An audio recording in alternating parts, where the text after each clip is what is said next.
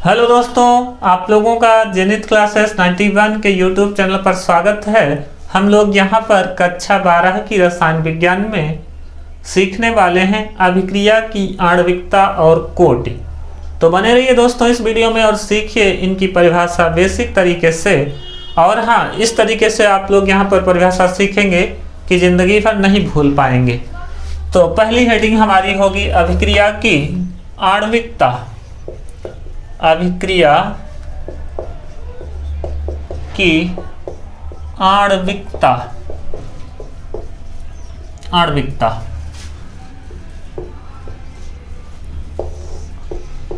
तो आणविकता क्या होता है इसको समझते हैं। किसी अभिक्रिया में भाग लेने वाले कुल अणुओं, आयनों या परमाणुओं की संख्या ही अभिक्रिया की आणविकता कहलाती है। किसी अभिक्रिया में भाग लेने वाले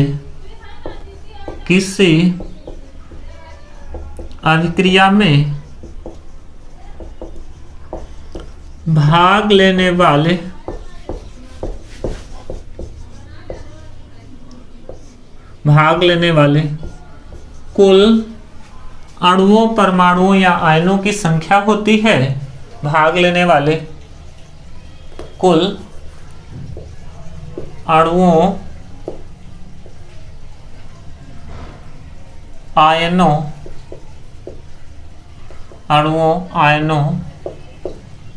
या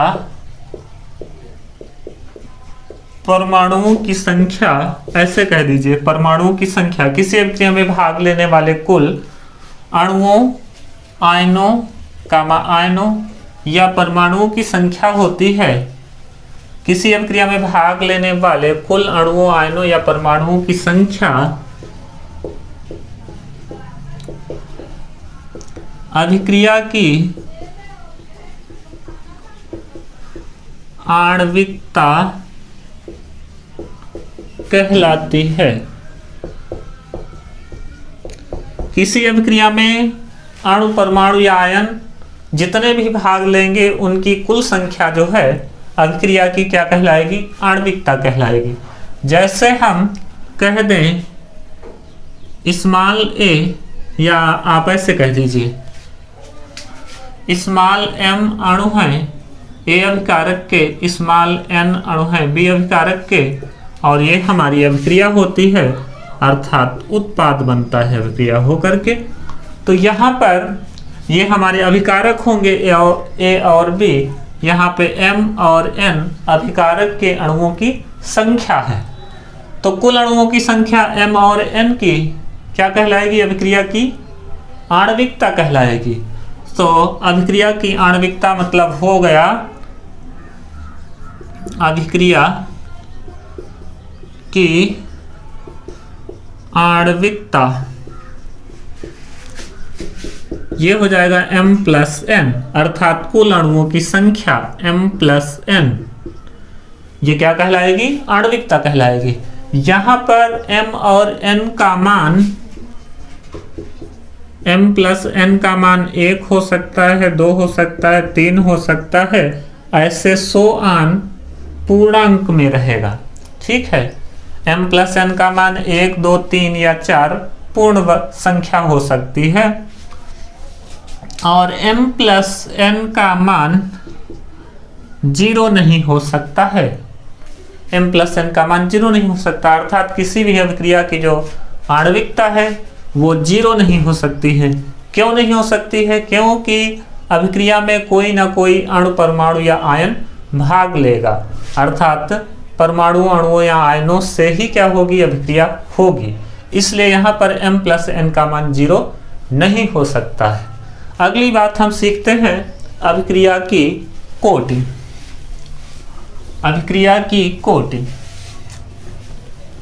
order of reaction, order of reactions.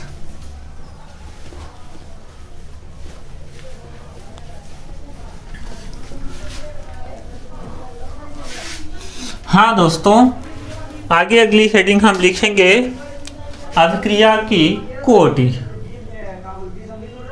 अभिक्रिया की कोटि,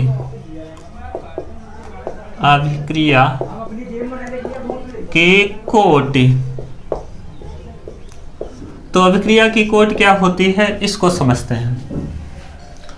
तो कोटि में देखिए, किसी अभिक्रिया में भाग लेने वाले ऐसे अणुओं की संख्या जिनकी सांद्रता पर अभिक्रिया का वेग निर्भर करता है। अर्थात इस अभिक्रिया में जिन अणुओं की सांद्रता पर अभिक्रिया का वेग निर्भर करेगा, उनके ही अणु अर्थात उनकी ही संख्या या उनके अणुओं की संख्या ही अभिक्रिया की कोटि कहलाएगी। किसी अभिक्रिया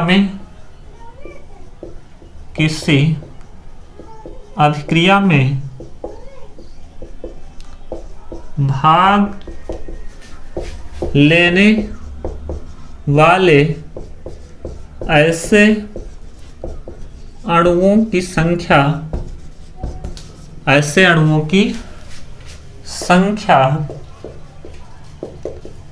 जिन पर अभिक्रिया का वेग या जिनकी सांद्रता पर, आप ऐसे ही कह दीजिए, जिनकी सांद्रता पर अभिक्रिया का वेग निर्भर करता है कामा अभिक्रिया की कोटि कहलाता है। उसी को हम क्या कहेंगे? कोटि कहेंगे।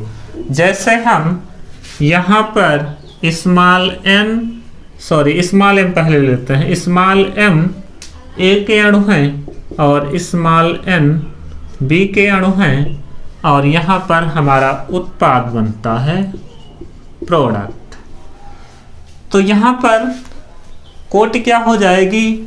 यदि अभिक्रिया का वेग dx/dt अनुक्रमानुपाती हो A की सांद्रता और B की सांद्रता के गुणनफल के, यदि अनुक्रमानुपाती रहेगा अभिक्रिया का वेग A और B की सांद्रता के, अर्थात इसका सीधा सा मतलब ये हुआ कि अभिक्रिया का वेग जो है A और B की सांद्रता पर डिपेंड कर रहा है, अर्थात निर्भर कर रहा है।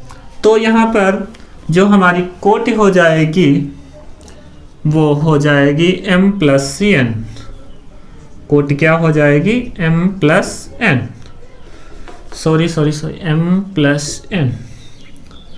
और यहाँ पर समझिए, m+n का मान हमारा 0, 1, 2, 300 हो सकता है।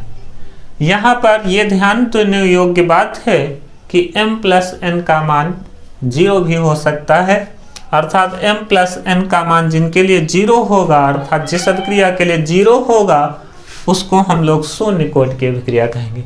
m+n का मान 1 के बराबर होगा तो उसे प्रथम कोटि की अभिक्रिया कहेंगे। m+n का मान 2 के बराबर होगा तो उससे द्वितीय कोटि की अभिक्रिया कहेंगे। इतनी बात आप ध्यान देंगे। अगली बात जो हमारी रहेगी, अभिक्रिया की आणविकता और कोटि में अंतर। ये बहुत ही इंपॉर्टेंट टॉपिक है जो प्रायः पूछ लिया जाता है। तो यहाँ पर हम सीखने वाले हैं अभिक्रिया की आणविकता और कोटि में कोई 4 अंतर।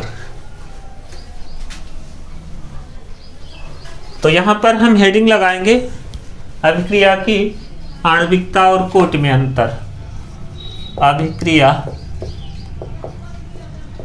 की आणविकता एवं कोटि में अंतर। तो एक तरफ हम क्या लिख लेंगे? अभिक्रिया की कोटि लिख लेंगे, एक तरफ आणविकता लिख लेंगे, या इधर आप कोटि लिख दीजिए, उधर आणविकता लिख दीजिए, या उधर आणविकता उधर कोटि, कुछ भी ऐसे लिख लीजिए। यहाँ पर हम अभिक्रिया की आणविकता लिख देते हैं। आणविकता, एक मिनट, आणविकता, और यहां पर हमारी हो जाएगी कोटि, अभिक्रिया की कोटि। तो एक बात तो ये हो जाती है, डिफिनीशन से ही निकल करके एक अंतर आ जाता है। क्या अंतर आ जाता है देखिए जरा। नंबर 1 अंतर क्या रहेगा, अभिक्रिया में भाग लेने वाले कुल अणुओं की संख्या अभिक्रिया की आणविकता कहलाती है। अभिक्रिया में भाग लेने वाले कुल अणुओं की संख्या, कुल अणुओं की संख्या अभिक्रिया की आणविकता कहलाती है। अभिक्रिया की आणविकता कहलाती है। कोटि में क्या रहेगा, किसी अभिक्रिया में भाग लेने वाले ऐसे अणुओं की संख्या जिन पर अभिक्रिया का वेग निर्भर करता है, अभिक्रिया की कोटि कहलाता है। अभिक्रिया में भाग लेने वाले ऐसे अणुओं की संख्या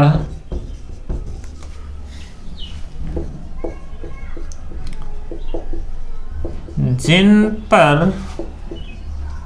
अभिक्रिया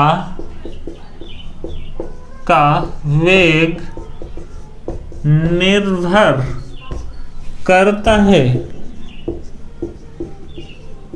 अभिक्रिया की कोटि कहलाता है। निर्भर करता है या उनकी संख्या ही क्या कहलाता है, कोटि कहलाता है। अभिक्रिया का वेग निर्भर करता है, अभिक्रिया की कोटि कहलाता है। एक अंतर हो गया। दूसरा अंतर क्या है, अभिक्रिया का जो आणविकता है, या आप ऐसे कह दीजिए अभिक्रिया की जो आणविकता है उसका मान शून्य नहीं हो सकता है। m+n हम लोग देखे थे ना अभी, ये m+n का मान शून्य नहीं हो सकता है। अर्थात अभिक्रिया की आणविकता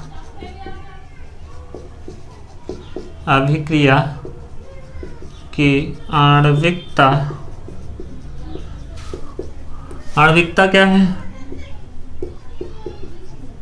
शून्य नहीं हो सकती है।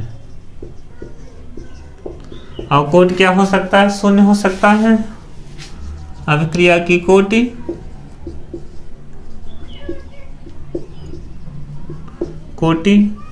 शून्य हो सकती है, शून्य हो सकती है। ठीक है, यहां पर दो अंतर आप सीख लिए हैं। तीसरे अंतर पे आते हैं। तीसरा अंतर ये होगा कि अभिक्रिया की जो आणविकता है उसको हम बिना प्रैक्टिकल किए ही ज्ञात कर सकते हैं, अर्थात बिना प्रायोगिक रूप से ज्ञात कर सकते हैं। और इसका मान जो होता है कोटि का वो प्रायोगिक होता है। अर्थात हम अभिक्रिया को देख करके ही अभिक्रिया की आणविकता को बता सकते हैं कितनी है, लेकिन कोटि को हम ऐसे जज नहीं कर सकते हैं जब तक उसको प्रैक्टिकली ज्ञात ना किया जा सके। तो यहाँ पर तीसरा जो अंतर रहेगा, अभिक्रिया की जो आणविकता है वो क्या होती है, प्रायोगिक नहीं होती है। अभिक्रिया की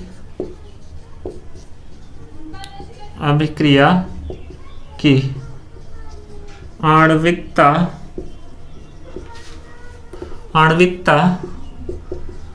प्रायोगिक नहीं होती है। ठीक है, प्रायोगिक नहीं होती है।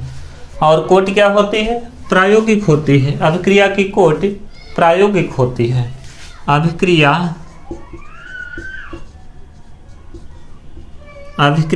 की कोटि प्रायोगिक होती है। प्रायोगिक होती है। इतनी बात। तो यहाँ पर 3 अंतर हो गए, आप लोग समझ गए होंगे।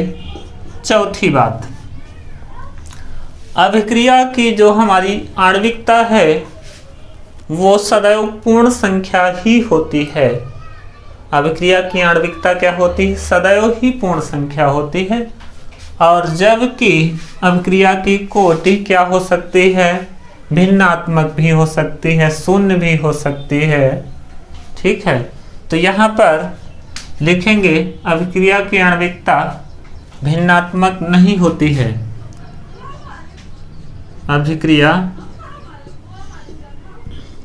की कोटि सदैव, ऐसे लिख देंगे, सदैव पूर्ण संख्या होती है। और उसमें क्या लिख देंगे? अभिक्रिया की कोटि भिन्नात्मक भी हो सकती है। अभिक्रिया की कोटि भिन्नात्मक भी हो सकती है। भिन्नात्मक भी हो सकती है,